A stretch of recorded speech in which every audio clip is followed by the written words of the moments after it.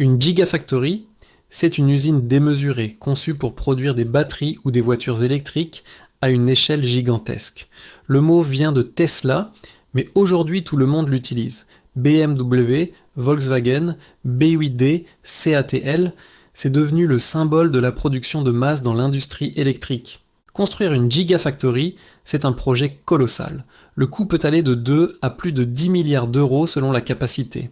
Certains projets dépassent même les 15 milliards lorsqu'ils intègrent la production des cellules, des modules, des packs et la fabrication des véhicules. C'est, et donc L, un des investissements industriels les plus lourds que peut faire un constructeur automobile.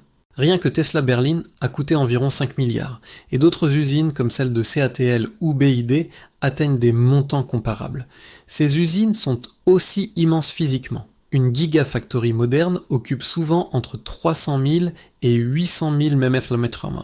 Certaines dépassent même le million de mètres carrés, équivalent de plusieurs dizaines de terrains de football. On comprend vite pourquoi. Il faut de l'espace pour les lignes de production, les robots, les entrepôts logistiques, les laboratoires, les zones de test et les systèmes de sécurité. Mettre en place une gigafactory prend du temps, même en Chine, où les constructions sont très rapides, il faut souvent 12 à 18 mois pour sortir une première production, et plutôt 2 à 4 ans dans la majorité des pays. Ensuite, il faut encore plusieurs années pour atteindre la pleine capacité. C'est donc un pari à long terme, pas une solution immédiate. Une gigafactory, ce n'est pas seulement des robots, il faut aussi beaucoup de personnel qualifié.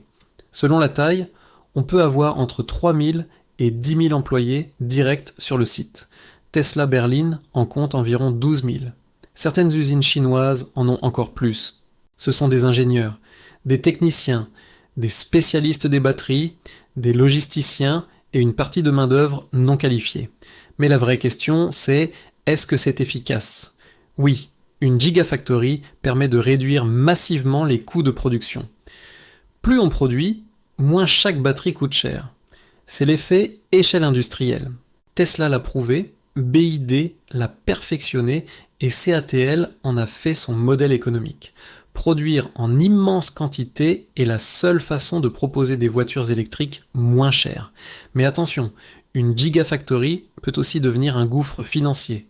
Si la demande baisse, ou si l'usine n'atteint pas sa capacité maximale, les pertes peuvent être énormes.